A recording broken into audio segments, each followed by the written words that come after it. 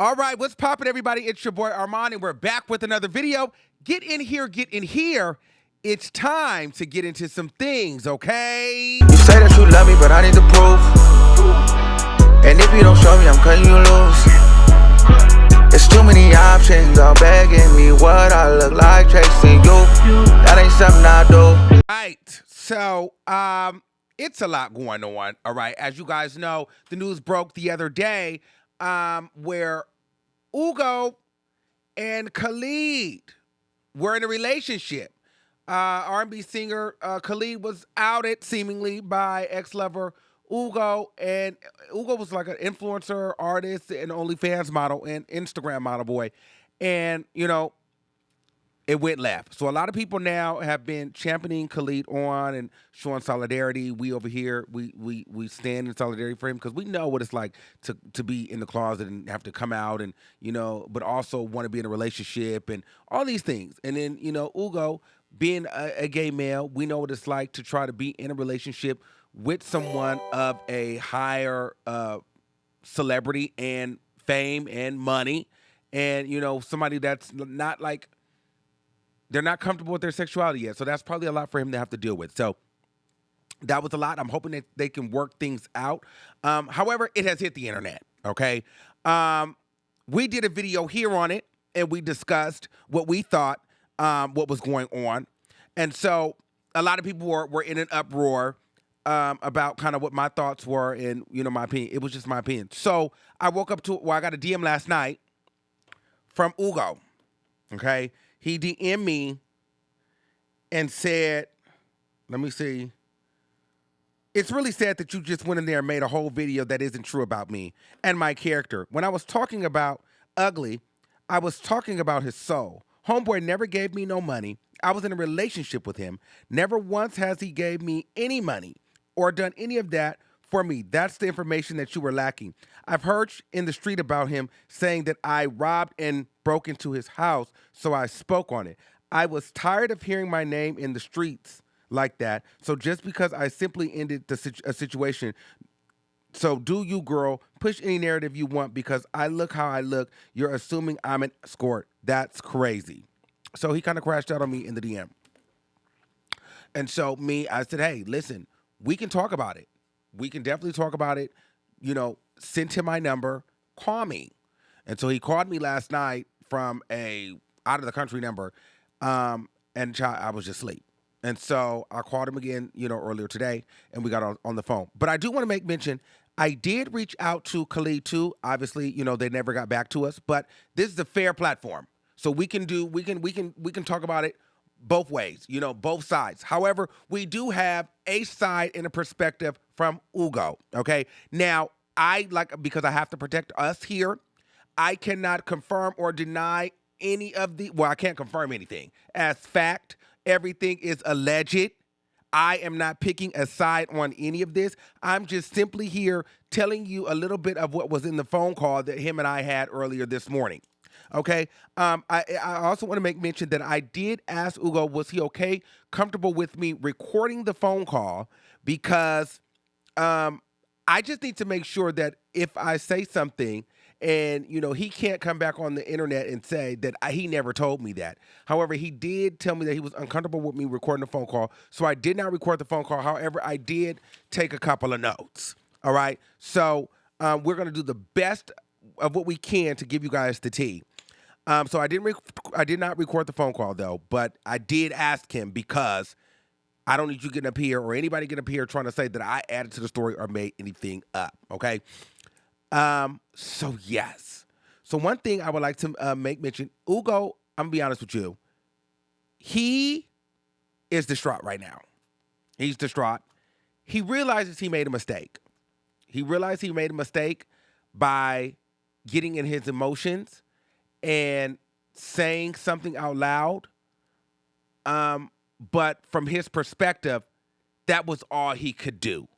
That was the only card he had left to pull, because he says that he was in a relationship with Khalid, or as he would call him, K. He had been in a relationship with him for 2 years. They had broken up, I believe, during or right after the pandemic. But they were together for 2 years. All right. They were friends for 6 months. Apparently, they met at a party. And Khalid, said he saw him at the party, and I guess hit him up later, and was kind of like, I like you. Like maybe 2 months later, was like, I like your vibe. I've been really feeling you. I saved your picture. I've been holding on to your picture, and I've been wanting you or whatever. And so, they kind of just started chopping it up, and they became really good friends. He said he's never an escort. It was never nothing like that. He actually really started to care for him. He really, really loved this guy. He said the only problem is it was very toxic, the relationship. He said he felt like he was being manipulated. He felt like it was like, to me, it was given like a back and forth. Like, it was like, he said that Khalid wanted him to come out with him. Like, he wanted to come out. Khalid wanted to come out the closet dating him. Okay. They went to DJ Marshmallow's party. They went to a party with DJ Marshmallow, and apparently Khalid wanted them to come out together at that party, and he didn't want to come out at the party. He didn't want to do it. He said he had his own career, he had his own motion going on, and he didn't want to just come out as being a trophy boy to the rich and famous. So for a long time, Khalid wanted him to be the boy, which, I mean, if that is true, I understand what that is. You know what I mean? If I'm going to come out the closet, I'm going to come out with the closet with a bad bitch that none of you niggas could get. Like, if I'm going to come out, it's going to be with a nigga like that. If I'm going to do it. I get it. So, I he's suggesting, that's kind of what it would be giving me. If I'm going to come out, if I'm Khalid, yeah, I'm going to come out with the pretty baddie. But he basically saying he didn't want to do that. He didn't want to come out. He didn't want to be, just the trophy boy. He didn't want to be the accessory. He felt like a lot of the times he was just his accessory. He was just a good-looking guy, but no one really cared about his feelings or his mental. And then he said he would have to deal with, this is all allegedly, he would have to deal with a lot of Khalid's friends not liking him.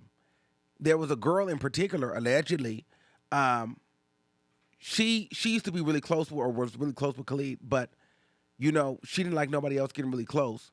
So what she would do, she almost faked like she was going to kill herself. Or like she had itched so that Khalid could like give her more attention. And I don't know, I don't know if it was like a financial thing or just an attention thing, but sometimes, when you have people with friends and you're the moneymaker, sometimes other friends could feel like, hey, you got this new nigga, he's impeding on my coins. He's impeding on my opportunities, on my time. Khalid, I need more attention from you because this man is getting too much money, getting too much. You're doing too much for him. What about me? What about us? And so he feels like that was kind of what was happening too. A lot of his friends were jealous that he was spending the time and the money and just things on him. And so they would crash out and lash out and, threaten to kill themselves and just do kind of just weird stuff. And then they would also tell him that, that he didn't really love him or care for him. Okay? Also, he said they would travel the world together. He said they traveled the world together. He said, I never wanted to use him. He said, if I was going to use him, I could have been with niggas like fine. Like it wasn't about that. I actually really cared about him in the beginning. He said, when I called him ugly, because I said, well, why would you call him ugly? Because that is the problem. He said, well, when I meant ugly, I meant his spirit, his personality, because it wasn't his looks. He said conventionally, he wasn't what I went for, but I gave him an opportunity and I really cared about him. He said there was one time it got so bad. He said that Khalid made him allegedly not even talk to his family for a year. He said he wasn't able to talk to his family for a year because Khalid didn't want he couldn't be out of the closet.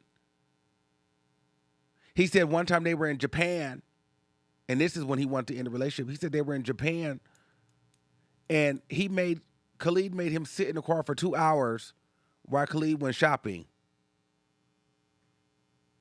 because Khalid wasn't out the closet yet. And he was like, I don't want to do this. I don't want to do this. I don't want to do this. I can't do this. I don't want to do this. And I don't want to come out being your boyfriend. I just don't want to do it. He said that, whenever he would come down to him wanting to do his music, Khalid would kind of like belittle him, not show interest. So in a nutshell, kind of what I've got from this, he felt like Khalid wanted him to be a trophy boy, and that was it. And he feels that Khalid was manipulating him because he had, the money, the power, the resources. And so where it all went left was because the boy wanted to break up and not be with him anymore, Khalid allegedly put out this rumor, according to him, that the boy robbed and stole from him. And so because everybody is going to believe that because Khalid is the celebrity, the only card he had left to pull was like, girl, to out him because he felt like that's all I could do. And I told him, I said, listen, I've heard this story before. You know what I'm saying? If this is true, it's an unfortunate situation. I said, because, perhaps, you could have been manipulated. You could have been manipulated if this is all true. I said, he said, yeah, because he has the money, he has the power. He said he said he was forced to do OnlyFans. He said he never wanted to do OnlyFans. He said Khalid didn't want him to be like an influencer online. He said, so the only way he can get money is do OnlyFans. He was like, I don't have money like him. He said, behind the scenes, they've been stopping my bags. Behind the scenes, allegedly, they've been getting my OnlyFans accounts and getting my accounts rigged up, having people, lock me out of my accounts, reporting my stuff. He said it really, really sucks because people don't believe him or make him the bad guy because of the way he looks. He said it's really, really hard being the way that he looks because a lot of times people just see you as an object, but they don't really care about your feelings, about your heart and who you are. They see you as an object and they feel like, well, if you look good, you should be able to get through and get over anything. And it's like, well, no. I'm a person and I have insecurities, I have issues, but I'm not just an object. And I said, well, you have to also understand, you went online and was talking about all these pink cocaine and this and that, and people eat. He was like, well, those are separate instances, but it all goes in together as one. He said, Armon, I'm just really tired of all these men and all these people trying to drug me, trying to sleep with me, trying to fuck me like I'm an object. I'm tired of being objectified as just an object, and then when I don't want to do it, it's a problem. Like, and then people want to lash out. People want to, end me. People want to silence me. People want to stop my bags because they're no longer getting what they want from me because I don't want to be their trophy.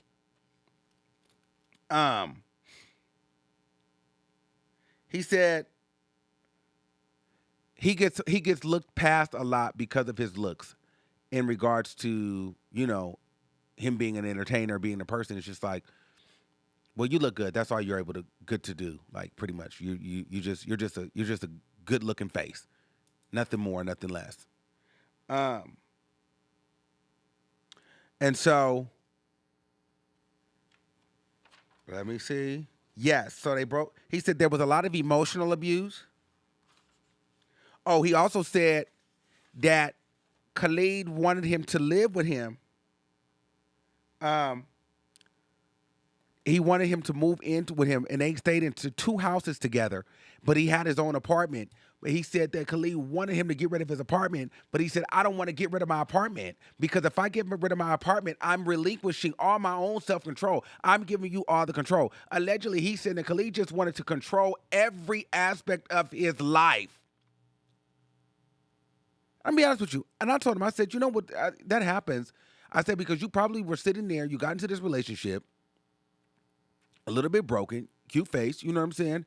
You got with an international superstar, and you got on there singing your sorrows and your woes and your issues.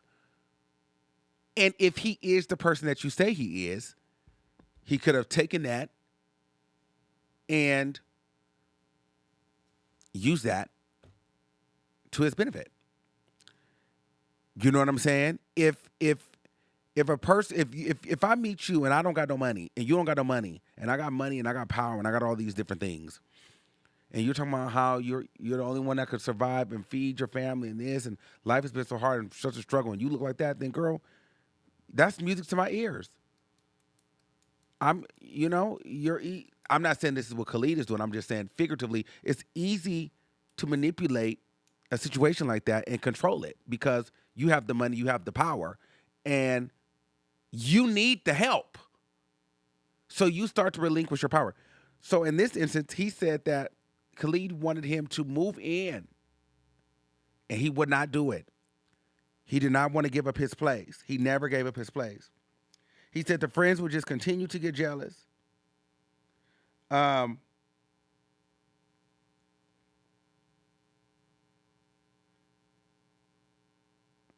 He said when he would try to do music, Khalid would belittle him during the music and try to make it seem like, oh yeah, it would be easier for him because he looks the way that he looks, and people, it's just an easier road for you kind of thing. So I think he just kind of in a nutshell, this guy felt like he was a trophy. He was over being manipulated and emotionally abused and mentally abused, and he wanted out of the relationship. It was too toxic. It was too much going on. The money, the lights, the fast cars, the flights, the world travel.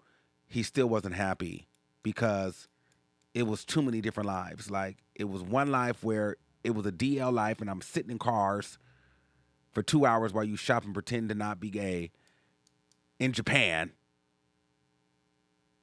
And then there's another life where you want me to come out, or you want to come out with this trophy piece on your arm. And then when I don't want to do so, you want to mentally break me down and call me out of my name and make it seem like I ain't And then when I want to leave you, I'm the broke, scored boy, who stole from you. And so now that I don't want to be with you and now I'm just this broke bum that stole from you, well, now the world will know that you're gay.